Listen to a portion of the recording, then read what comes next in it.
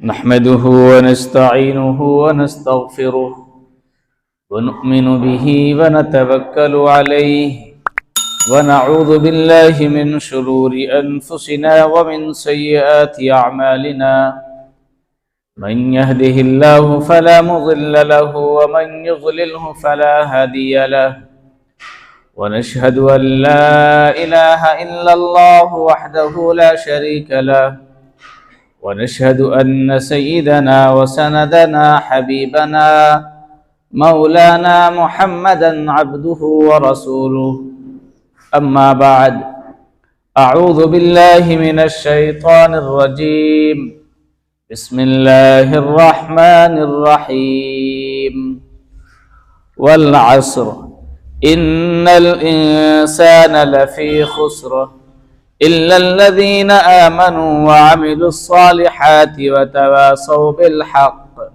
وتواصوا بالصبر صدق الله العظيم. درود شریف پڑھیے. اللهم صل وسلم وبارك على سيدنا مولانا محمد وعلى آل سيدنا مولانا محمد وبارك وسلم. عزیزان ملت، دینی ایمانی ملنی بھائیو بزرگو، میں نے قرآن کریم کی ایک سورت پڑھی ہے اور بہت مختصر سورت ہے. اس سورت میں صرف 3 آیتیں ہیں، 14 کلمات ہے، لیکن جامع اتنا ہے اور اللہ تعالیٰ نے اس سورت میں انسانی زندگی کی دنیا اور آخرت کی کامیابی کا نسخہ بتا دیا ہے.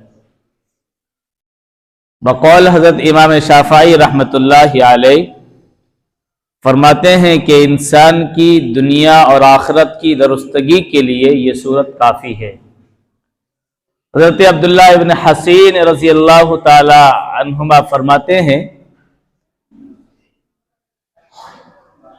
کہ یہ سورت اپنے اندر ایک انقلابی تاثیر رکھتی ہے. اللہ تعالیٰ نے اس سورت میں عصر کی قسم کھائی ہے اور فرمایا والعصر، قسم ہے زمانے کی. عصر کہتے ہیں زمانے کو. اللہ تعالیٰ کی بات اور اللہ کا کلام بغیر قسم کے بھی شک و شبہ سے پالا تر ہے. اگر اللہ کسی بات کو قسم کھا کر نہ کہے تب بھی وہ بات شک اور شبے سے بالاتر ہے، اس میں کسی شک اور شبے کی گنجائش نہیں ہے. لیکن اللہ تعالی بندوں کو اہمیت دلانے کے لیے اور کسی بات کی تاکید کے لیے کبھی قسم کھا کر کسی بات کو ارشاد فرماتا ہے تو اس کا مطلب یہ ہے کہ وہ بات بڑی اہمیت کی حامل ہے. ہمیں اس بات پر غور کرنا چاہیے، سوچنا چاہیے. اس لیے کہا گیا ہے کہ اللہ کے علاوہ کسی انسان کے لیے کسی بھی چیز کی قسم کھانا جائز نہیں ہے شرعی اعتبار سے. آج جو ہم قسمیں کھاتے ہیں، سر کی قسم، ماں کی قسم، باپ کی قسم، تیری قسم، یاد رکھیے یہ ساری قسمیں شریعت کے اعتبار سے ناجائز اور حرام ہے. اگر قسم کھانے کی اجازت ہے، اولاً شریعت نے حکم دیا ہے کہ آپ قسم نہ کھائیں، لیکن اگر کہیں پر ضرورت پڑ جائے قسم کھانے کی تو وہاں پر صرف اللہ کی قسم کھا سکتے ہیں. اللہ کی قسم، اس کے علاوہ کسی بھی طرح کا قسم کھانا، کسی بھی لفظ کے ذریعے قسم کھانا، اللہ کے نبی نے فرمایا شرک کے زمرے میں داخل ہے. ماں کی قسم کھا لینا، باپ کی قسم کھانا، سر کی قسم کھا لینا، کسی انسان کی ذات کی قسم کھانا کسی کے لیے جائز نہیں ہے. تو اللہ تعالیٰ، اور ظاہر سی بات ہے انسان جو قسم کھاتا ہے اپنی بات کو مضبوط کرنے کے لیے قسم کھاتا ہے، اور سامنے والے کو یہ دکھانا چاہتا ہے کہ جو میں بات کہنے جا رہا ہوں یا جو میں بات بول رہا ہوں یہ میری بات کمزور نہیں ہے، میری اس بات پر یقین کیجئے۔ تو اللہ کی ذات تو وراء الورا ہے، پھر اللہ کسی بات کو قسم کھا کر کہے تو آپ اس بات کی خوبی کا، اس بات کی اہمیت کا اندازہ خود لگائیے۔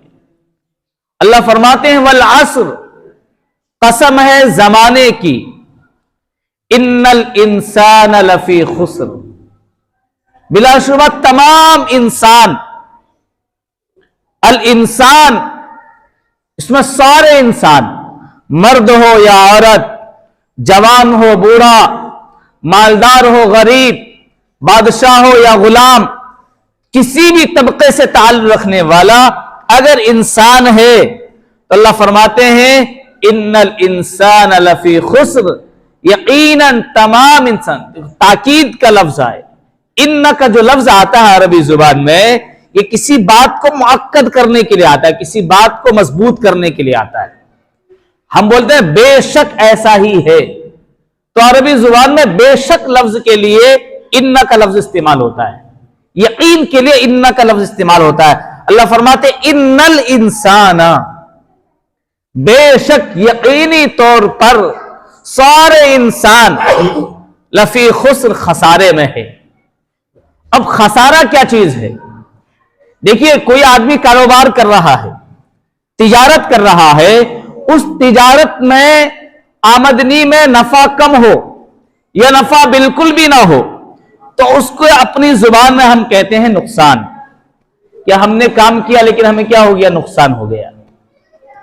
اگر نفع نہ ہو یا نفع ہو لیکن کم ہو تو اس کمی کو اور اس نفع نہ ہونے کو نقصان کہا جاتا ہے۔ لیکن اگر وہ مال ہی ختم ہو جائے جس مال کے ذریعے آپ نے کام کیا ہے،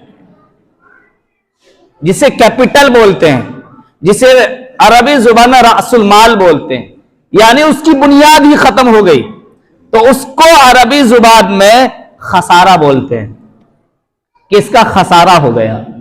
مطلب اس کو اردو زبان میں تعبیر کر دیتے ہیں نقصان سے، یعنی اس ذات کی، اس چیز کی ذات ہی ختم ہو گئی۔ اب اللہ فرماتے ہیں ان الانسان لفی خسر، کہ تمام انسان خسارے میں ہے، یعنی نقصان میں، اور ایسا نقصان ہے کہ اس نقصان کا کوئی بدل نہیں ہو سکتا۔ نفع کم ہوگا، مال لگا کر دوسری بار میں نفع آمدنی آ جائے گی، لیکن وہ ساری بنیاد ہی ختم ہو جائے جس کے ذریعے انسان کاروبار کر رہا ہے تو اس کا بدل ہی ممکن نہیں ہے۔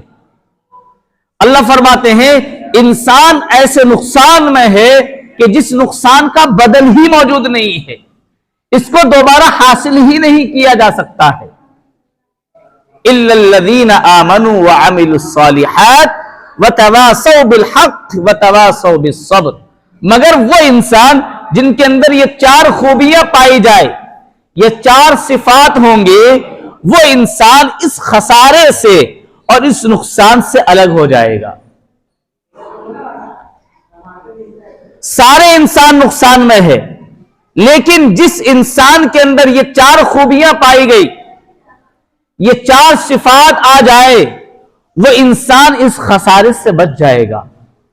پہلی خوبی الا الذین آمنوا وعملوا الصالحات، الا الذین آمنوا، مگر وہ لوگ جو ایمان لائے اللہ پر، اللہ کے رسول پر، آمنت باللہ وملائکتہ وکتبہ ورسلہ والیوم الآخر والقدر خیرہ وشرہ من اللہ تعالی والبعث بعد الموت، کہ جو شخص اللہ پر ایمان لائے گا، اللہ پر ایمان لانے کا مطلب یہ ہے کہ اس انسان کا عقیدہ اور گمان یہ ہے کہ ساری کائنات اللہ کی بنائی ہوئی ہے، اس کائنات کا پالنہار اللہ ہے، درند چرند پرند، زمین آسمان، چاند سورج ستارے آگ سیارے، یہ ساری چیزیں اللہ کی تخلیق شدہ ہیں، اللہ کی پیدا کردہ ہیں، اللہ ہی اس کائنات کے نظام کو چلاتا ہے، چاہے ہماری عقل میں آئے یا نہ آئے، ہمیں اس کو تسلیم کرنا پڑے گا۔ بہت سے دنیا میں ایسے لوگ ملیں گے جو اس بات کو کہتے ہیں کہ اللہ کوئی وجود نہیں ہے، چونکہ اللہ کی ذات کو ہماری عقل تسلیم نہیں کرتی ہے۔ تو اللہ پر ایمان لانے کا مطلب یہ ہے کہ ہماری عقل میں آئے یا نہ آئے، ہمیں سمجھ میں آئے یا نہ آئے، ہمیں اللہ کو اللہ ماننا ہے۔ جیسے انسان اس بات کو تسلیم کرتا ہے کہ اس کائنات کا کوئی کریٹر ہے، اس کائنات کو کوئی بنانے والا ہے، اس کائنات کا کوئی خالق ہے۔ ہمارے اور آپ نے اپنے دادا کو دیکھا ہوگا، زیادہ سے زیادہ اپنے پردادا کو دیکھا ہوگا، لکڑ دادا کو کوئی کسی نے نہیں دیکھا ہوگا، لیکن سبھی مانتے ہیں کہ ہمارا کوئی نہ کوئی لکڑ دادا تھا، ہم نے دیکھا نہیں ہے ان کو، لیکن یہ ہماری عقل میں آ گئی۔ اگرچہ ہم نے نہ دیکھنے کے باوجود بھی اس کو تسلیم کیا ہے۔ ایسے ہی اللہ کی وہ بہت ساری چیزیں جن کو ہم نے نہیں دیکھا ہے، ہمیں نہ دیکھنے کے باوجود بھی اس پر یقین رکھنا ہے کہ اللہ کی ذات ہے۔ انسان کو یہ نہیں پتا کہ اللہ نے اس دنیا میں انسان کو کیوں بھیجا۔ بہت سے انسان اس پر ریسرچ کرتا ہے جو قرآن نہیں پڑھتا ہے، جسے قرآن کا علم نہیں ہے۔ بہت سے انسان کو یہ نہیں پتا کہ اللہ نے انسان کو اس دنیا میں کیوں بھیجا، عقل میں نہیں آ رہی۔ پھر دوسری بات یہ کہ انسان کو دنیا میں اگر بھیج دیا تو پھر کبھی بھی کیوں چلا جاتا ہے۔ انسان کے نہ چاہنے کے باوجود کوئی انسان نہیں چاہتا کہ ہم دنیا سے جائیں، ہماری موت آئے۔ انسان کے نہ چاہنے کے باوجود بھی انسان اس دنیا سے چلا جاتا ہے۔ یہ انسان کی عقل سے پرے کی بات ہے، لیکن اس کو تسلیم کرنا پڑتا ہے۔ ایسے ہی اللہ کی ذات پر یقین رکھنا کہ اللہ ہی اس کائنات کا خالق ہے، اللہ کی ذات پر، اللہ کی صفات پر ایمان لانا کہ اس دنیا کا نظام اللہ چلاتا ہے، ہمیں رزق دینے والا اللہ ہے۔ یہ نہیں کہ یقین کا مطلب دل سے ماننا ہے، صرف زبان سے نہیں۔ ہم آج جو مسلمان ہیں وہ زبان سے تو کہتے ہیں کہ بھائی اللہ ہی رزق دیتا ہے، اللہ ہی خالق ہے، اللہ ہی مالک ہے، لیکن یقین اور ایمان کسی اور چیز پر ہے۔ اس کا یقین دکان پر ہے، اس کا ایمان اس کے کام پر ہے۔ اگر اس کا یقین اور ایمان اللہ پر ہوتا تو وہ اپنی دکان کو نماز کے وقت میں بند کرتا اور نماز کے لیے آتا۔ اگر اس کا یقین اللہ کی ذات پر ہوتا تو اپنے تجارت کے وقت میں سے نماز کا وقت نکالتا، قرآن کی تلاوت کا وقت نکالتا، اللہ کے لیے، اللہ کے دین کے لیے وقت نکالتا۔ لیکن چونکہ اس کا یقین اس بات پر ہے کہ رزق دے گا تو رزق ہمیں ملے گا تو اس دکان کے ذریعے، رزق ہمیں ملے گا تو تجارت کے ذریعے، پیسہ ہمارے پاس آئے گا تو اس کام کے ذریعے، کام نہیں کریں گے یہ وقت چھوٹ جائے گا، نقصان ہو جائے گا۔ اس کا مطلب یہ ہے کہ زبان سے تو ضرور دعویٰ کر رہا ہے کہ اللہ ہی رزاق ہے، اللہ رزق دینے والا ہے، لیکن اس کا عمل اور اس کا فعل یہ بتا رہا ہے کہ اس کا یقین اور اس کا ایمان اس چیز پر ہے، دنیاوی اسباب پر ہے۔ ہم مسلمانوں کا عقیدہ یہ ہونا چاہیے کہ ہماری نظر سبب پر نہیں ہے، ہماری نظر مسبب الاسباب پر ہے۔ اللہ بغیر سبب کے بھی ساری چیزوں کو بنا سکتا ہے، اللہ بغیر سبب کے بھی رزق دے سکتا ہے، اللہ بغیر سبب کے بھی ہمیں وہاں سے رزق عطا کر سکتا ہے جہاں سے ہمارا یقین اور گمان بھی نہیں ہو سکتا۔ یہ اللہ خالق ہے، یہ اللہ مالک ہے۔ تو اس بات پر یقین رکھنا پہلی خوبی، الا الذین آمنوا۔ دوسری خوبی کامیاب مومن کی، کامیاب انسان کی یہ ہے کہ وہ نیک عمل کرنے والا ہوتا ہے۔ وَعَمِلُوا الصَّالِحَاتِ، नेक अमल के लिए दो चीजें शर्त है। नंबर एक, वो नेक अमल करता हो खालिस अल्लाह के लिए, अल्लाह की रजा के लिए, किसी दुनियावी इंसान को दिखावे के लिए नहीं। अफसोस ये है आज बहुत से लोग और बहुत सारे अमाल हम ऐसे करते हैं जो दीनी अमाल में दाखिल हैं, लेकिन सिर्फ दुनिया वालों की मजम्मत से बचने के लिए, अपनी इज्जत की हिफाजत के लिए करते हैं। अल्लाह ने फरमाया कि नेक अमल की बुनियादी दो शर्त में से पहली शर्त यह है कि वह अमल सिर्फ अल्लाह की रजा के लिए होना चाहिए, और दूसरी शर्त यह है कि वह अमल नबी सल्लल्लाहु अलैहि वसल्लम की तालीमात के मुताबिक हो, आपके तरीके के मुताबिक हो। अगर अल्लाह की रजा के लिए कोई अमल नहीं है और नबी के तरीके पर किया जा रहा है तो भी वह मकबूल नहीं है। अगर कोई अमल अल्लाह की रजा के लिए किया जा रहा है लेकिन नबी के तरीके पर नहीं है तो भी वह अमल काबिल कबूल नहीं है। अमल की कबूलियत के लिए दोनों चीजें शर्त है। वअमिलुस सालिहात, नेक अमल के लिए दो बुनियादी शर्त। नंबर एक, अल्लाह की रजा के लिए नेक अमल किया जाए, और नंबर दो, वह रसूलुल्लाह सल्लल्लाहु अलैहि वसल्लम की तालीमात के मुताबिक किया जाए, आपके तरीके पर किया जाए। जब ये दोनों चीजें शामिल होंगी तो फिर वह इंसान कामयाब इंसान में शामिल होगा, वो मोमिन कामयाब मोमिन होगा। तीसरी खूबी कामयाब मोमिन और कामयाब इंसान की, वतवासौ बिल हक, कि वो हक की वसीयत करता है। वतवासौ यानी एक दूसरे को तलकीन करता है। हक से मुराद दीन हक, हक से मुराद दीन इस्लाम, हक से मुराद अम्र बिल मारूफ और नही अनिल मुनकर, यानी अच्छाई का हुक्म करता है और बुराई से रोकता है। कुरान करीम के बेशतर मकामात पर सूरह तौबा में अल्लाह ताला ने ईमान वाले मर्द और ईमान वाली औरतों की खूबियों को बयान करते हुए इरशाद फरमाया कि मोमिन मर्द और मोमिन औरत वो है जो अल्लाह के लिए अल्लाह के बंदों को बुराई से रोकता है और अच्छाई का हुक्म देता है, नमाज कायम करता है, ज़कात अदा करता है। गोया के नमाज और ज़कात से पहले सूरत तौबा की आयत नंबर 71 में अल्लाह ताला ने ईमान वाले मर्द और औरतों की खूबियों को बयान करते हुए इरशाद फरमाया कि वो भली बातों का हुक्म करते हैं और बुराई से रोकते हैं। गोया कि जो मोमिन होगा वो नेक अमल करने वाला होगा, वो खुद भी नेक अमल का पाबंद होगा और दूसरों को बुराइयों से रोकेगा। तो कामयाब मोमिन की तीसरी निशानी यह है कि वो वतवासौ बिल हक, दीन हक की तबलीग करता है, अच्छाई का हुक्म करता है और बुराइयों से वो रोकता रहता है।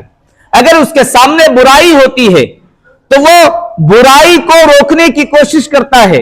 इसलिए अल्लाह के नबी ने फरमाया, मन रआ मिनकुम मुनकरन फलयुगय्यर बियदिही वमन लम यस्तति फबिलिसानिही वमन लम यस्तति फबिक़ल्बिही ज़ालिका ज़अफ़ुल ईमान, कि तुम में से जो शख्स कभी कोई बुराई को देखे तो पहला दर्जा यह है कि वो उस बुराई को अपने हाथ से रोकने की कोशिश करे, अपने हाथ से रोक दे उस बुराई को। अगर इस्तिताअत है, अगर आपका बेटा बुरा कर रहा है, आपके घर का फर्द बुरा कर रहा है, अल्लाह की नाफरमानी कर रहा है, तो आपको इस्तिताअत हासिल है कि आप अपने हाथ से उस बुराई को रोक सकते हैं।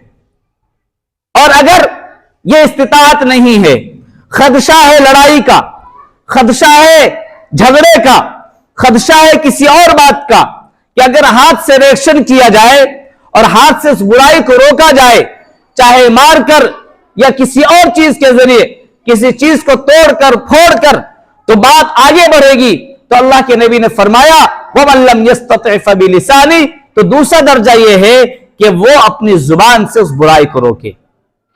आज हमारा निजाम बदल गया, हमारे घर का निजाम बदल गया है। हम क्या करते हैं, हमारे घर में लाख बुराइयां हैं, हम अपने बेटे को, बेटी को, भाई को, बहन को अल्लाह की नाफरमानी करते हुए देखते जरूर हैं, लेकिन सिर्फ इस वजह से कि कभी ये बुरा ना मान ले, صرف اس وجہ سے کہ کبھی ہمارے رشتے خراب نہ ہو جائے ہم اسے ٹوکتے نہیں ہیں، ہم اسے روکتے نہیں ہیں، ہم اسے سمجھاتے نہیں ہیں۔ میرے بھائی، آج ہماری نظر میں ہماری رشتہ داری زیادہ محبوب ہے۔ اللہ کی نافرمانی ہونے دیا جائے، اللہ کی ناراضگی کو مول لیا جائے، لیکن ہماری رشتہ داری نہیں بگڑنی چاہیے۔ اگر میں اپنے بیٹے کو نماز کے لیے کہوں گا، اگر میں اپنے بیٹے کو دین کی طرف دعوت دوں گا، تو میرا بیٹا مجھے پیسہ کما کے لانا بند کر دے گا، میرا بیٹا مجھ سے دور چلا جائے گا، میرا بیٹا مجھ سے بھاگ جائے گا، اور نہ جانے عجیب عجیب خیالات ذہن میں شیطان لاتا ہے اور انسان اس کو سوچنے لگتا ہے۔ اللہ کے نبی نے فرمایا نہیں۔ حضرت عمر بن خطاب رضی اللہ تعالی عنہ اپنے بیٹے سے دین اسلام کی وجہ سے ناراض ہو گئے، اور مرتے وقت تک حضرت عمر بن خطاب نے اپنے بیٹے سے بات نہیں کری۔ اور بھی دیگر صحابہ کی واقعات ہیں کہ جو دین اسلام کے لیے، یعنی دین کے لیے، اللہ کی ناراضگی سے بچنے کے لیے اگر لا تعلق ہوتا ہے، بے تعلق ہوتا ہے، تو شریعت میں اس پر کوئی پکڑ نہیں ہے۔ آج ہمارا نظام بدل گیا، اس لیے اللہ کے نبی نے فرمایا وَمَن لَمْ يَسْتَطِعْ فَبِلِسَانِهِ کہ کم از کم زبان سے تو روکو، اور اگر زبان سے بھی نہیں روک سکتے کم از کم اس برائی کو برائی سمجھو۔ وَمَن لَمْ يَسْتَطِعْ فَبِقَلْبِهِ وَذَلِكَ أَضْعَفُ الْإِيمَانِ اور اگر دل میں برائی کا برا خیال بھی نہیں آ رہا ہے تو یاد رکھو آپ کا ایمان آپ کے دل میں نہیں ہے، ایمان ختم ہو چکا ہے۔ اگر کسی برائی کو ہوتے ہوئے کوئی گالی بک رہا ہے لیکن ہم اسے فخر سمجھ رہے ہیں، کوئی گالی بک رہا ہے ہم اسے اچھا سمجھ رہے ہیں، اپنی شادی بیاہ میں ڈھول بجا رہا ہے ہم نے اس کو عیب نہیں سمجھا، ہم اس کو اچھا گمان کر رہے ہیں، فلاں نے اپنے شادی بیاہ میں تو فلاں چیز کا انتظام کیا تھا، فلاں نے فضول خرچیاں کی، ہم نے اس کو برا نہیں سمجھا کہ فضول خرچی کرنا بھی برا ہے۔ نکاح سادگی کے ساتھ ہونا چاہیے۔ لوگوں نے معاشرے میں لوگوں نے شادی بیاہ کو مہنگا بنایا، ہم نے فضول نہیں سمجھا، بلکہ ہم فخر کے طور پر جتانے لگے لے فلاں کے بیٹے کی شادی ہوئی، اس نے تو اتنے روپے خرچ کیا، اس نے تو ایسا کیا، اس نے تو ویسا کیا، اس نے تو اتنی گاڑیاں جہیز میں دی، فلاں گاڑیاں ملی اسے، فلاں گاڑیاں دی اس نے اپنی بیٹی کو۔ فرمایا کہ جب برائی کو تم برائی نہ سمجھو تو یہ گمان کر لو کہ تمہارے دل سے ایمان نکل چکا ہے، تم مومن نہیں رہے، اب ایمان ختم ہو چکا ہے۔ ایمان کی نشانی یہ ہے، ایمان کی نشانی یہ ہے کہ جب بھی غلط ہوگا ہماری نظر میں تو ہمارا ایمان ہمیں بیدار کرے گا، ہمارا ایمان ہمیں جگائے گا کہ یہ غلط ہو رہا ہے، اور اس غلط پر نکیر کیا جائے گا۔ اللہ کے نبی نے فرمایا کہ جب تم برا کو برا نہ سمجھنے لگو تو یہ گمان کر لو کہ تمہارا ایمان دل سے ختم ہو چکا ہے، اب تم مومن نہیں رہے۔ چوتھی خوبی کامیاب مومن کی یہ ہے وَتَوَاصَوْا بِالصَّبْرِ کہ وہ ایک دوسرے کو صبر کی تلقین کرتے ہیں۔ پریشانیاں آ جائے کسی پر صبر کرنا، حالات آ جائے صبر کرنا، پریشانی آئے مصیبتیں آئے اس پر برداشت کرنا، یہ مومن کامیاب مومن کی نشانی ہے۔ إِلَّا الَّذِينَ آمَنُوا وَعَمِلُوا الصَّالِحَاتِ وَتَوَاصَوْا بِالْحَقِّ وَتَوَاصَوْا بِالصَّبْرِ پہلی خوبی یہ ہے کہ وہ اللہ پر، اللہ کے رسول پر، اللہ کی کتاب پر، اللہ کے فرشتوں پر، اور جو کچھ بھی ہوتا ہے وہ اللہ کی طرف سے ہوتا ہے، اور مرنے کے بعد اٹھائے جانے پر ان تمام چیزوں پر یقین رکھتا ہے، ایمان لاتا ہے۔ اور کامیاب مومن کی دوسری نشانی یہ ہے کہ وہ نیک عمل کرتا ہے، تیسری نشانی یہ ہے کہ دوسروں کو اچھائی کی تلقین کرتا ہے اور برائی سے روکتا ہے، اور چوتھی خوبی یہ ہے کہ وہ لوگوں کو صبر کی دعوت دیتا ہے، تحمل کی دعوت دیتا ہے۔ صبر یہ نہیں ہے کہ اگر ہمارے سامنے پریشانیاں آئے تو ہم اس پریشانی کا پہلے مداوا کر لیں، اس کے بعد کہیں چل ہم نے صبر کر لیا، جو اس پر ریئیکشن دینا تھا کر دیا، جو کچھ کرنا تھا کر لیا، پھر بعد میں کہے ہم نے صبر کر لیا۔ صبر اسے نہیں کہتے، صبر کہتے ہیں آپ پر پریشانی آئی اول درجے پر آپ نے یہ کیا کہ ہم نے صبر کر لیا، آپ نے اس پر ریئیکشن نہیں دیا، حالات آئے، حالات آتے ہی آپ نے یہ کیا کہ ہم صبر کرنے والے۔ اس لیے قرآن کریم میں اللہ تعالیٰ نے مختلف مقامات پر مومنوں کو حکم دیا یا ایھا الذین آمنوا استعینوا بالصبر والصلاح، کہ ایمان والو صبر اور نماز کے ذریعے اللہ سے مدد طلب کرو، اے ایمان والو صبر کرو اور اللہ سے ڈرو۔ گویا کہ صبر کی تلقین اللہ تعالیٰ قرآن کریم میں مختلف مقامات پر خود دے رہے ہیں، جس سے معلوم یہ ہوا کہ ہماری زندگی میں اگر حالات آئے، پریشانیاں آئے، تو ہمیں اس پر صبر کرنا چاہیے، اس پر جمے رہنا چاہیے، اس کو برداشت کرنا چاہیے۔ اللہ تعالیٰ ہمیں یہ 4 خوبیاں اپنے اندر اپنانے کی توفیق عطا فرمائے۔